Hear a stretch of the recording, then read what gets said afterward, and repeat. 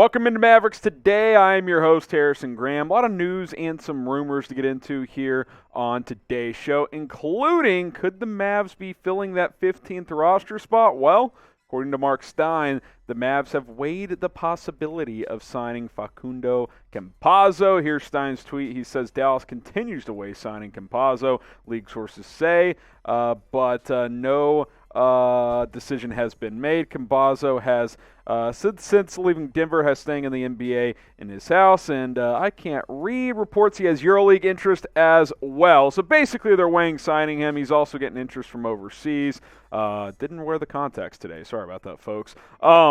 You look at Campazzo, he plays point guard. He plays a position that we've talked about quite a bit here on Mavericks Today, that you need another ball handler, and he's a pretty good floor general. Now, he's not a great shooter, not a great scorer, but if he's playing, 10 to 12 minutes off the bench as a third or fourth ball handler, I don't think that's that bad of a fit for the Dallas Mavericks. Now, he's bounced around Europe before landing in the NBA a few years ago.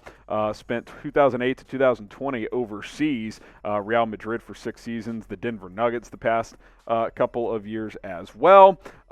Played with Luka in Madrid, by the way. So you've got that connection with Campazzo and Doncic. So you got guys that know each other. You got an open roster spot. You need another point guard. This is something we've talked about quite a bit here on Mavericks Today. Now, the current options on the roster, we know who the two main guys are, Luka Doncic, Spencer Dinwiddie. More on Dinwiddie in a second. Maybe a little change in thought from Jason Kidd. There's a little teaser for you guys. You got Frank Ntilikina, Jaden Hardy, who's looked pretty good in the preseason as well, but he is a second-round rookie. My thought is, why not sign him? If you're not going to go make a splashy trade or something like that, you got an open roster spot. He's a ball handler.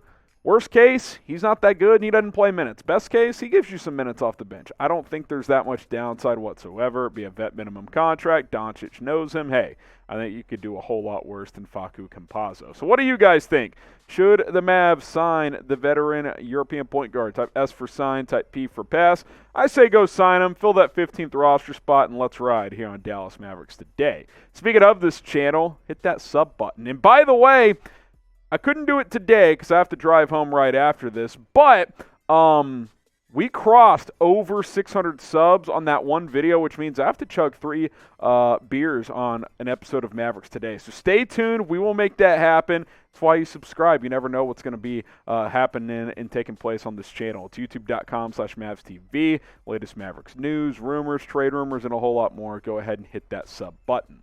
Speaking of trade rumors, we all saw the Draymond Green punch of Jordan Poole. What a fraudulent move that was. But could Golden State split those two guys up?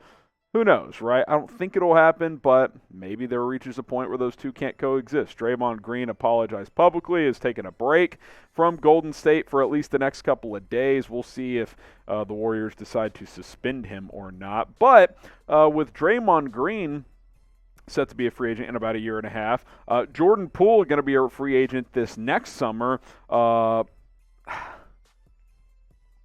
Warriors can't pay everybody. Could they trade one? Could they trade one to the Mavs? I don't know. We'll talk about this a little more. I want to see what you guys think, though. Pick one. Type G for Draymond Green. Type P for Jordan Poole. I'd rather have Jordan Poole. He's younger. He's more explosive as a scorer. Now, he doesn't defend that much, and Draymond's probably a better all-around player, but he's a lot older as well. G for Green or P for Poole.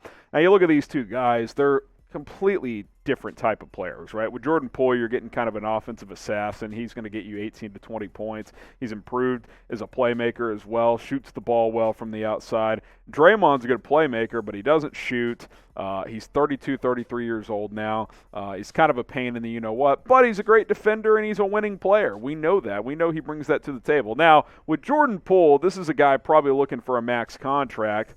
Probably too expensive. But Draymond, is he going to get another max deal?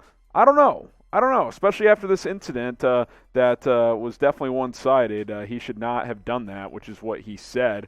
Shout out TMZ. They got people everywhere. There's probably someone in the studio from TMZ filming me right now, so I better not punch producer Trace. Not that I would ever do that. But yeah, Poole's probably going to cost a little bit more. Draymond's probably a little bit more valuable currently to Golden State, and he probably is a better fit there than anywhere else. So I don't know. It's an interesting one. I do want to keep an eye on this, though, because I could see a scenario where these two guys get split up eventually, because that was a bad look, man. That's gonna linger for a while in Golden State. Now, Jordan Poole's been quite a story as coming out of Michigan. He was a decent college player, late first-round pick. He was a G League guy early on in his career. Then last year he just takes off, has this awesome year, and at times you're like, is this the next Steph Curry? Now, I don't think he's going to be that good, but at times he looked like that. He pulls up from 35 feet. He's got a nasty handle. He's a nice player. He's a improving player still, whereas Draymond, he's definitely flatlined, if anything, has gotten worse in recent seasons. So let's focus on Draymond, because I don't think you're getting Jordan Poole. Trade idea to get Draymond Green. Tim Hardaway, Finney Smith, and a first for Draymond. I think that's kind of a lot, quite frankly, and I know Draymond's a win-now piece, but Tim Hardaway and Dorian Finney-Smith can help you win now too, and they're younger players, and you're throwing a first. Feels like a lot, if you ask me. Who do you guys think wins this trade? Type DAL for the Mavericks, type GSW for the Warriors. Maybe it's a win-win or a lose-lose. I don't know. I have a hard time parting ways with Finney-Smith and Hardaway for an aging Draymond Green. But let me know what you guys think down in the comments section. Let's talk Spencer Dinwiddie, then we'll get out of here. Could Dinwiddie be coming off of the bench? Jason Kidd said all summer that he's going to start with Luka Doncic, but recently he mentioned Dinwiddie as a part of the second unit with Tim Hardaway, Christian Wood, and Maxi Kleber, which would make for a hell of a second unit. But then who is the fifth starter if there's no Dinwiddie? I kind of like the idea of Dinwiddie off the bench. Pair him with Tim Hardaway in your backcourt, but who starts at the 2 for Dallas? Because you got 4 of the 5 starters are locked. You've got Luka Doncic, Reggie Bullock, Dorian Finney-Smith, and JaVale McGee. You could start Christian Wood at the 4, McGee at the 5. I don't think they're going to do that, though. You could start Jaden Hardy, the rookie, Josh Green, Frank Ntilikina. These are your fifth starter options here. It's a tricky one. I might start Josh Green for defense. It's weird to say that out loud. It is. I gotta be honest, but maybe Josh Green and JaVale McGee, while they're starters, they're really just defensive guys to start games, and Tim Hardaway and Christian Wood are going to play heavier minutes anyway. Dinwiddie probably still makes the most sense, but I do like that idea of him being your ball handler off the bench. So it's a tricky one, because we've said for months you need a third ball handler. They really haven't gone out and gotten that guy. So Dinwiddie coming off the bench could make sense there.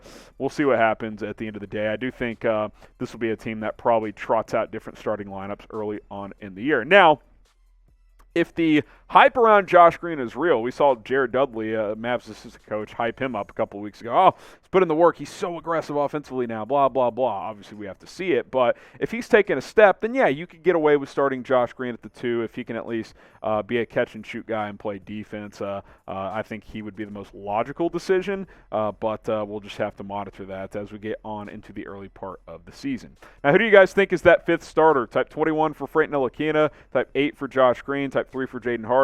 This assumes that Dinwiddie does not start. If it's not him, which one of these 3 is it? Get your votes in the comments, and we'll see you next time here on Mavericks Today.